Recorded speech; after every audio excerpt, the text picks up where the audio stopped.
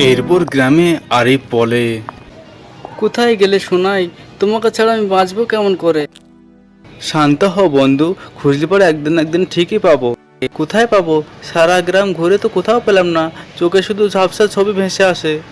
এরপর ঋষি মশাই বলে, বুঝতে পারছি, সোনাই এমন এক জায়গায় বন্দি যেখানে আমাদের সাধারণ চোখ পৌঁছাতে পারছে না। তবে আরিফ বলে, তবে কিভাবে পৌঁছাবো আমি? কিভাবে ফিরে আনবো ওকে? উপায় আছে, আমাদের তিনজনের শক্তি যদি একত্র করি হয়তো সোনাইয়ের ব্যবধান দেখা যাবে। হ্যাঁ বাবা, এটাই সঠিক উপায়। তাহলে চলো সবাই, দেরি করা যাবে না। এরপর ঋষিমশাই মন্ত্রপাঠ শুরু করে, আর হঠাৎ অন্ধকার হয়ে যায় আর ঝড় উঠে পড়ে।